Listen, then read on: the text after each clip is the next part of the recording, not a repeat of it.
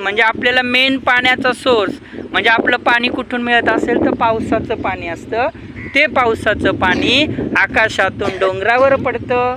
डोंगरावरून ते उताराच्या दिशेने वाहत वाहत वाहत वाहत छोटे छोटे ओहळ एकत्र येतात. ते ओहळ नदीला जाऊन मिळतात आणि नदी कुठे जाऊन मिळते? समुद्राला जाऊन मिळते आणि आपल्याला पाणी मिळतं. आता पाण्याचा उपयोग कशासाठी होतो सांगा बरं? पाणी कशासाठी वापरतात?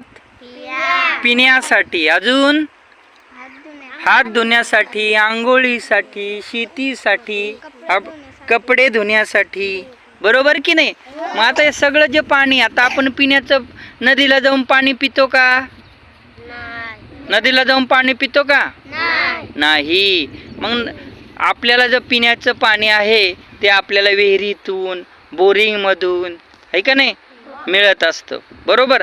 मग विहिरी बोरिंग यांना पाणी कुठून मिळतं? पावसाचं पाणी जमिनीमध्ये होऊन जातं? मुरतं. आणि ते मुरलेलं पाणी त्या विहिरीमध्ये येतं, त्या बोरिंगमध्ये येतं आणि ते पाणी आपण काय करत असतो? पित असतो. आले लक्षात? आहे ही जी नदी दिसते तुम्हाला, ही नदी कशी तयार होते?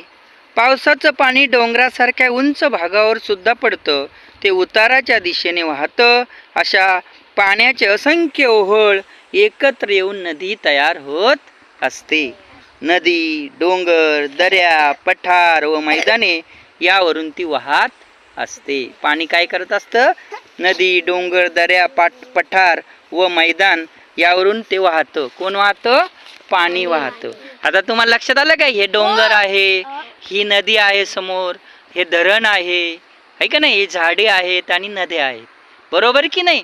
आणि या सगळ्यांतला जे पाणी येतंय कुठून येतंय? ह्या आकाशातून ढगांचं पाणी येतंय, पावसाचं पाणी येतंय आणि नदी ओहळ तयार झालेले तुम्हाला दिसत आहेत. दिसतायत का? भुरुपे म्हणजे काय? तर उंच वटा व खोलगटपणा यामुळे जमिनीला वेगवेगळे आकार आलेले असतात. आता इथे ही जमीन दिसते, ही खोलगट आहे आणि ही कशी आहे?